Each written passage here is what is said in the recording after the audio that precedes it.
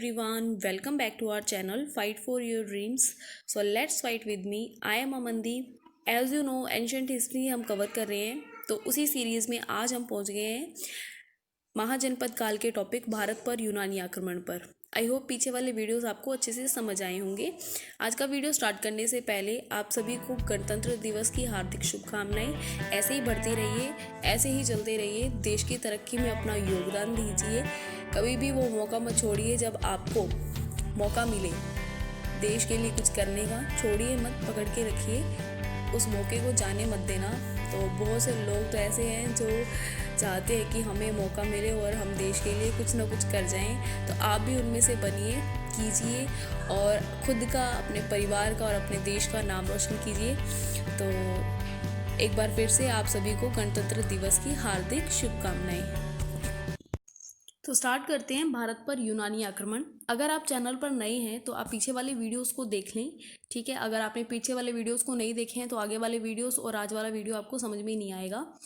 तो स्टार्ट करते हैं वैसे, और वीडियो स्टार्ट करने से पहले आप लाइक कर दें, सब्सक्राइब कर लें और शेयर कर दें। भारत पर यूनानी आक्रमण। ईरानी आक्रमण जब हुआ था उसके तत्काल बाद भारत को यूनानी आक्रमणकारियों का सामना करना पड़ा था। इस यूनानी आक्रमण का नेता था सिकंदर, जो अपने पिता फिलिप की मृत्यु के बाद में 20 वर्ष की आयु में ही यूनान का शासक बन गया था। तो सिकंदर जो थे वो यूनान के शासक थे। विश्व विजेता स्वप्न से भी प्रेरित थे कि मुझे पूरी दुनिया जीतनी है, इस बात से वो प्रेरित थे। शासक बनने के उपरांत उन्होंने एशिया माइनर, भूमध्य सागरीय प्रदेशों, फिनीशिया, मिस्र पर अधिकार करते हुए ईरानी साम्राज्य को नष्ट कर दिया था।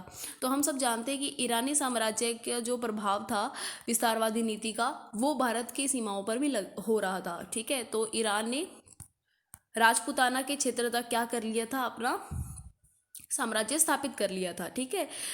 तो इसके पश्चात वे भारत के लिए प्रस्तुत हुए, भारत विजय के लिए। महान सिकंदर जिन्हें कहा जाता है सिकंदर, ठीक है। ईरानी साम्राज्य को खत्म करने के बाद में वो भारत की विजय की तरफ प्रस्तुत हुआ। तो भारत ने उन्हें क्यों आकर्षित किया? पश्चिमोत्तर भारत की राजनीतिक और आर्थिक स्थिति सिकंदर के आक्रमण के लिए उपयुक्त थी, जैसा कि हमने पढ़ा था ईरानी आक्रमण के समय, ठीक है। उस वक्त भी क्या थी, वहां पर अव्यवस्था और अराजकता फैली हुई थी पश्चिमोत्तर भारत के अंदर, है ना। तो ईरानी शासकों को उन्होंने क्या किया, प्रलोभित किया उन कंडीशंस ने, ठीक है। तो ऐसी ही कुछ स्थिति सिकंदर के आक्रमण के समय थी। इस काल के अंदर पश्चिमोत्तर भारत में राजनीतिक अव्यवस्था फैली हुई थी। इस क्षेत्र में अनेक राजतंत्र और ऐसे कबीलाई गण राज्य विभक्त थे। मतलब ये जो पूरा एरिया था उत्तर पश्चिम का भारत का, वो बहुत सारे राजतंत्र और कबीलाई गणों राज्यों के अंदर बटा हुआ था, विभक्त था। उन्हें अपने अपने क्षेत्र से बहुत लगाव था, जिन्हें अपने अपने क्षेत्र से बहुत लगाव था। जैसे हम झांसी की बात करते हैं तो झांसी के लोगों का जो लगाव था वो झांसी की ज़मीन के प्रति था। तो यही बात थी कि यहाँ की जो राजतंत्र थे, ऐसे कबीलाई गण जो थे, राज्य जो थे, उन वहाँ के लोगों का लगाव अपने अपने क्षेत्रों के साथ में था, गहरा लगाव था। ये राज्य क्या करते थे, जो अलग अलग हिस्सों में बटे हुए थे, भारत के राज्यों की बात कर रही हूँ, ये राज्य एक दूसरे से ही संघर्ष करते रहते थे और एक दूसरे को नीचा दिखाने की कोशिश करते थे। तो जैसा कि हम जानते हैं कि राजा क्या करते थे, है ना, एक दूसरे को नीचा दिखाने में लगे रहते थे और बाहरी आक्रमण से कोई सुरक्षा नहीं कर पाते थे। सिकंदर के पश्चिमोत्तर सीमा पर प्रकट होने के बावजूद इनके अराजक प्रवृत्ति में कोई अंतर नहीं आया। तो ये जो शासक थे उत्तर पश्चिमी राज्यों के, कबीलाओं के, इनको पता था कि जो सिकंदर है वो काफ़ी स्ट्रॉन्ग है, इनके पास काफ़ी बड़ी सेना है और ये पूरे दुनिया को जीतने के स्वप्न लेके आए हैं। तो ये सब कुछ इनको पता होने के बाद में सिकंदर जब उत्तर पश्चिम में आया, तब भी इनके अंदर कोई खास चेंजेस नहीं आए कि हम लोग मिलकर इसका डटकर सामना करें सिकंदर का और इसको भगा दें यहाँ से। लेकिन इनके अंदर कोई ऐसा अंतर नहीं आया। इन इलाकों के अंदर दो सुविख्यात शासक थे उत्तर पश्चिम के इलाकों में, तक्षशिला के राजा आरंभ और दूसरा पोरस। तो मैं इतना जानती हूँ कि शायद आपने पोरस का नाम जरूर सुना होगा, क्योंकि अभी हाल ही में टीवी पर भी पोरस से संबंधित सीरियल चला था, है ना। तो मुझे लगता है कि आपने देखा होगा कभी ना कभी, तो पोरस का नाम जरूर सुना होगा।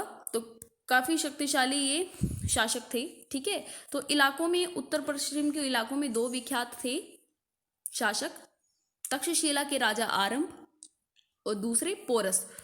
ठीक है, दूसरे कौन थे? पोरस थे। ठीक है, पोरस का जो राज्य था वो झेलम और चेनाब नदी के बीच में पड़ता था। झेलम और चेनाब नदी के बीच में पड़ता था। ठीक है, ये दोनों गठबंधन करके सिकंदर को आगे बढ़ने से रोक सकते थे, क्योंकि काफ़ी शक्तिशाली दोनों थे, परंतु दोनों संयुक्त मोर्चा बनाने में असफल रहे, एक दूसरे को नीचा दिखाते रहते थे।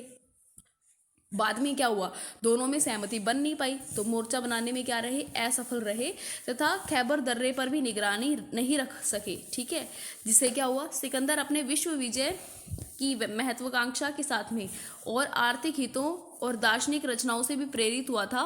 भारत के आर्थिक हितों और दार्शनिक रचनाओं से प्रेरित हुआ था सिकंदर। उसे पता था कि भारत से अपार धन प्राप्त किया जा सकता है। ठीक है,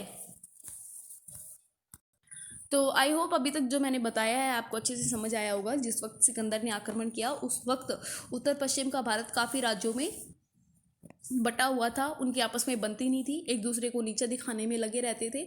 ठीक है, और यहाँ पर क्या थी, आर्थिक जो स्थितियाँ थी वो काफ़ी अच्छी थी सॉरी, जिससे प्रेरित होकर सिकंदर ने भारत पर आक्रमण किया। ठीक है, तो दो शासकों की बात हमने की है, तक्षशिला के शासक आरंभ और हमारे पोरस। ठीक है, पोरस का जो क्षेत्र था वो कहाँ पर था, झेलम और चिनाब नदी के बीच में था। ओके, समझ आ गया।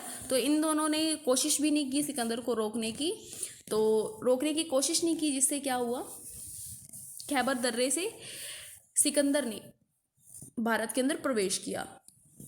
ओके, सिकंदर ने क्यों किया, क्योंकि वो यहाँ के आर्थिक हितों और दार्शनिक रचनाओं से प्रेरित था, उसे पता था कि भारत से अपार धन प्राप्त हो सकता है। आई होप आपको समझ आ गया। इन सब कारणों से प्रेरित होकर 326 ईसा पूर्व में सिकंदर खैबर रास्ते से भारत के भूभाग को जीतने के संकल्प के साथ में भारतीय सीमा पर आ पहुंचा। सिंधु नदी के आगे बढ़ने पर तक्षशिला के अंभी ने बिना किसी प्रतिरोध के सिकंदर के आगे आत्मसमर्पण कर दिया। किसने? तक्षशिला के शासक अंभी ने। ठीक है, समर्पण कर दिया। तक्षशिला की सहायता से उन्होंने अपने क्या की, सैन्य क्षमता को बढ़ा लिया सिकंदर ने, और आर्थिक स्थिति सुदृढ़ कर ली। समझ आ गया। तो जब सिकंदर आए सिंधु नदी के आगे बढ़े जब, तो तक्षशिला आता है। तो तक्षशिला के जो शासक थे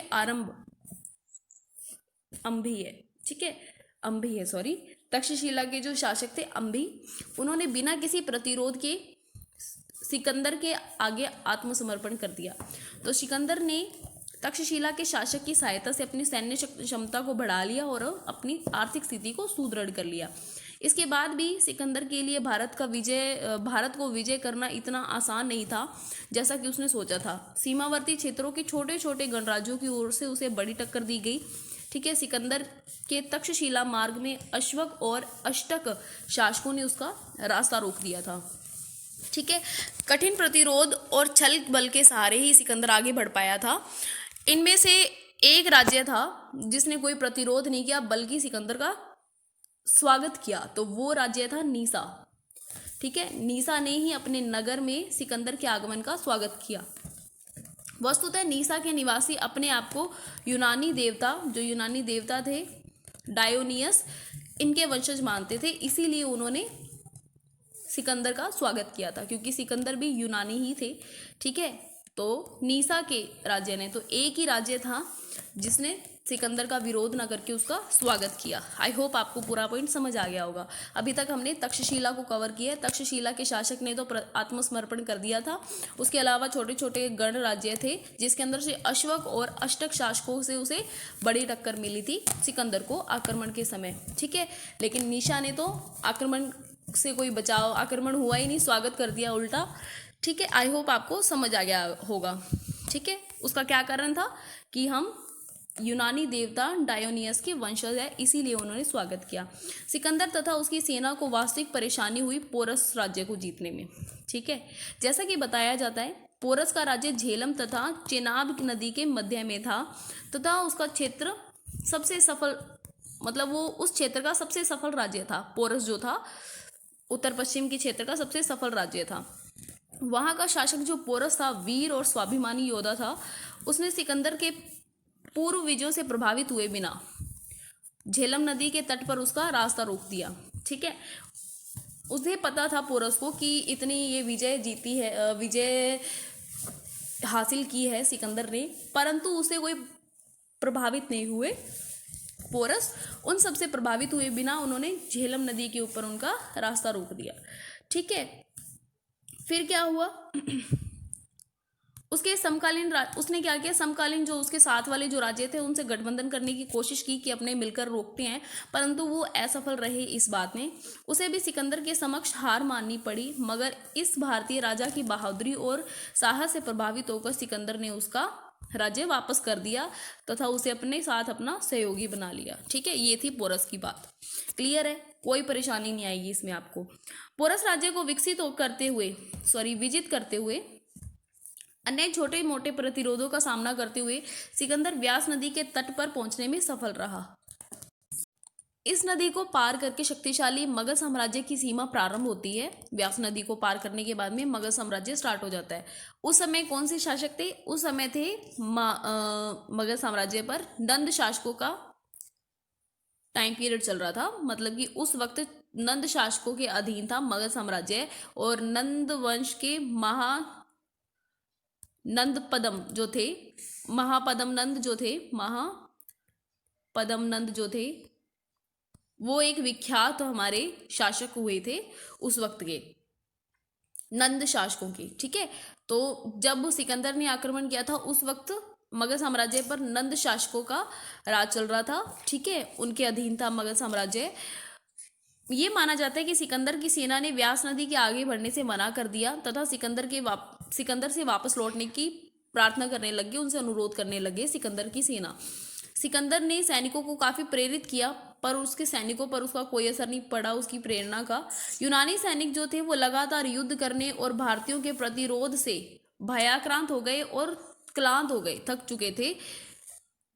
उन्होंने भारत विजय के दौरान नंद की विशाल सेना के बारे में सुन रखा था। जब उन्होंने भारत पर विजय करने की बात सोची थी तो वो जानते थे, नंद की विशाल सेना के बारे में सुन रखा था उन्होंने। वहाँ की अब जो सीमांत की जो जलवायु थी, ठीक है, यहाँ की जो जलवायु थी भारत की, वो भी यूनानी सैनिकों के प्रतिकूल पड़ रही थी। ठीक है, मतलब कि यहाँ की जो जलवायु है वो अर्धशुष्क है, जबकि यूनान की जलवायु ऐसी नहीं है। ठीक है, अलग होने की वजह से यहाँ के सैनिकों के लिए वो जो मौसम था, जलवायु थी, वो भी क्या उनको परेशान कर रही थी। सबसे बड़ी बात क्या थी, वो घर जाना भी चाहते थे। सैनिकों के असहयोग से बाध्य होकर सिकंदर ने वापस लौटने का निश्चय कर लिया। भारत से लौटने से पूर्व उसने क्या किया, मतलब कि भारत से जाने से पहले उसने जो विजित भारतीय क्षेत्र थे उन सभी क्षेत्रों को अपने मित्रों में बांट दिया, जो उसके मित्र थे उनको बांट दिया। जैसे सिकंदर ने झेलम और व्यास नदी का जो क्षेत्र था वो तो पोरस का था, उसी को दे दिया। सिंधु और झेलम का मध्य का क्षेत्र जो था वो अंबी को, यानी तक्षशिला वाला अंबी को दे दिया। कश्मीर और उड़ीसा का इलाका अभिसार के शासकों को सौंप दिया था। ठीक है, तो इन सबको कंट्रोल करने के लिए उसने सैनिक सुरक्षाओं को इन नगरों में तैनात कर दिया। लेकिन जब वो भारत दोबारा लौटते सिकंदर, तब तक उनकी क्या हो चुकी थी, मृत्यु हो चुकी थी। ठीक है, तो मुझे लगता है आपको पूरा पॉइंट समझ आ गया होगा, तो एक बार फिर से बता देती हूँ। ईरानी आक्रमण के बाद में यूनानी आक्रमण हुआ था। इनका हेड हमारे सिकंदर थे। ठीक है, सिकंदर यहाँ की धन संपदा और यहाँ की राजनीतिक अव्यवस्था से परिचित थे। ठीक है, जिन्होंने उन परिस्थितियों ने क्या किया, सिकंदर को प्रभावित किया यहाँ पर अटैक करने के लिए। यहाँ पर अटैक करना था तो यहाँ पर जो राज्य थे वो अलग अलग हिस्सों में बटे हुए थे, सभी अपने क्षेत्रों से प्यार करते थे। ठीक है, उनका गहरा लगाव था, लेकिन आपस में उनकी कुछ बनती नहीं थी, प्रतिरोध करते रहते थे, एक दूसरे से संघर्ष करते रहते थे। ठीक है, तो दो हमने शासक पढ़े थे, एक तो थे तक्षशिला के अंबी और दूसरे थे पोरस। ठीक है, अंबी ने तो आत्मसमर्पण कर दिया था। ठीक है, उसके अलावा नीशा ने क्या किया था, नीसा ने किया था स्वागत सिकंदर का। ठीक है, क्योंकि वो यूनानी जो देवता थे डायोनियस, उसके अपने आप को वंशज मानते थे, तो इसीलिए क्या किया उन्होंने, नीसा के शासकों ने उनका स्वागत किया। ठीक है, उसके बाद में हम पोरस के बारे में जानते हैं। पोरस ने काफ़ी टक्कर दी थी, तो परंतु वो हार गए थे। हारने के बाद में भी तो सिकंदर उनसे प्रभावित हुए। प्रभावित होने के पश्चात उनका राज्य वापस कर दिया। आगे वो जब व्यास नदी को पार करने गए मगध साम्राज्य की तरफ बढ़ने लगे तो उनके सैनिकों ने मना कर दिया, नंदवंश की सेना से डरकर और वहाँ के शक्तिशाली शासकों से डरकर, और कुछ यहाँ की मौसम भी ठीक नहीं था, उनके प्रतिकूल नहीं था, और दूसरा वो घर जाने के लिए व्याकुल थे। इन कारणों से उन्होंने असहयोग कर दिया सिकंदर का। तो आई होप आपको पूरा समझ आ गया होगा। तो अब भारत लौटने से पहले उसने क्या किया, जो जो उसने क्षेत्र जीते थे उनको अपने फ्रेंड मतलब दोस्तों में बांट दिया, जो दोस्त शासक थे उनमें। जैसे पोरस का क्षेत्र झेलम और चिनाब के बीच का था, और फिर उसके बाद में हमारे कश्मीर और उड़ीसा का इलाका बिसार को दे दिया। ठीक है, तो आई होप आपको पूरा समझ आ गया होगा।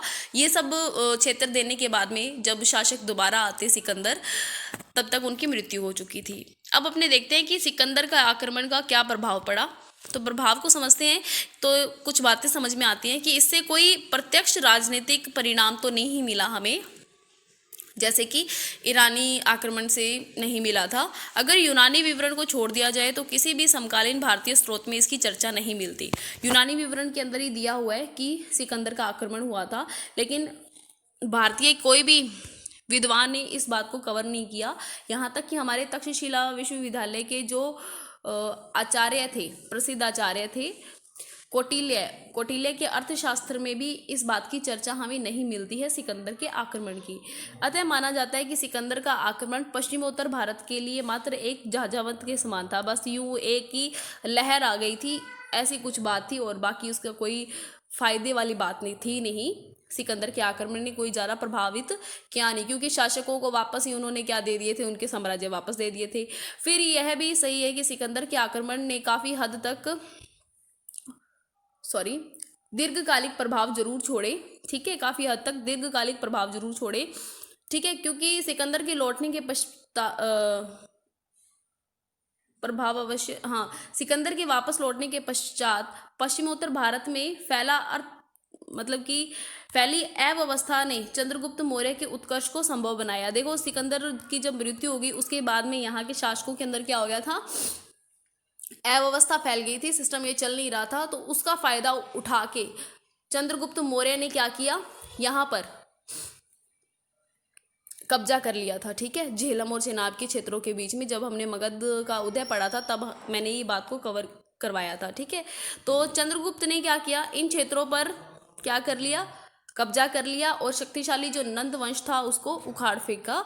और अंतिम जो नंद शासक थे जिनको इन्होंने हराया था वो थे धनानंद। कालांतर में पश्चिमोत्तर प्रदेशों की गांधार शैली यूनानी कला के प्रभाव से ही विकसित हुई है। तो अब जो हम गांधार शैली देखते हैं वो किस वजह से आई है, वो आई है यूनानी कला से। क्लियर है?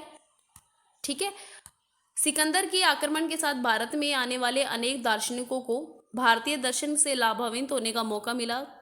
जो सिकंदर के साथ में जो दार्शनिक आए थे उन्होंने भारतीय दर्शन को समझा। ठीक है, उनको मौका मिला भारतीय दर्शन को पढ़ने का, समझने का। ठीक है, यूनानी दार्शनिक पाइथागोरस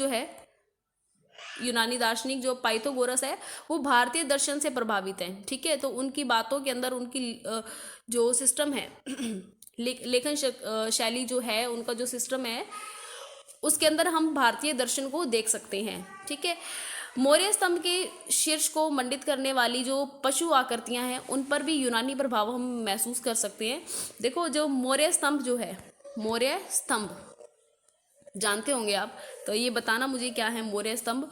उसके शीर्ष के ऊपर जो पशु की आकृतियों पर आकृतियां बनी हुई है, जैसे आप बताना मुझे पहले मौर्य स्तंभ क्या है, तो आपको पता चल ही जाएगा कौन कौन सी पशुओं की आकृतियां हैं। तो आप मुझे भी बताना, कमेंट करना, मुझे पता है लेकिन ये क्वेश्चन है आपका। कालांतर में पश्चिमोत्तर प्रदेशों की गांधार शैली यूनानी कला से प्रभावित और विकसित हुई है।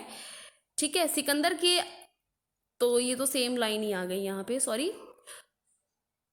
इसके अलावा देखो, सिकंदर के आक्रमण का एक फायदा ये हुआ कि भारतीय इतिहास के तिथि क्रम को सुनिश्चित हो गया। भारत के इतिहास का जो तिथि क्रम था वो सुनिश्चित हो गया। ऐसा सिकंदर के साथ आए लेखकों के द्वारा विवरण छोड़े जाने के आधार पर हो सका है। ठीक है, जो सिकंदर के साथ में जो लेखक आए थे उन्होंने जो विवरण छोड़े थे, जो विवरण दिए थे, उनके आधार पर ऐसा संभव हो पाया है। ठीक है, तो ये था भारत पर यूनानी आक्रमण। बिल्कुल इजी टॉपिक है, आप एक बार इसको रीड कर लेना। PDF फाइल मैं सेंड कर दूंगी टेलीग्राम में, और टेलीग्राम का लिंक पिन कमेंट के अंदर दे दूंगी। बट फाइल जो है वो पासवर्ड में है, तो पासवर्ड है 1110 पासवर्ड है, ठीक है। तो आई होप आपको आज का वीडियो अच्छा लगा होगा, समझ आया होगा। अगर हाँ तो इसे लाइक करें, शेयर करें और चैनल को सब्सक्राइब करें। तो मिलते हैं कल एक नई वीडियो के साथ में, तब तक के लिए बाय, टेक केयर, जय हिंद।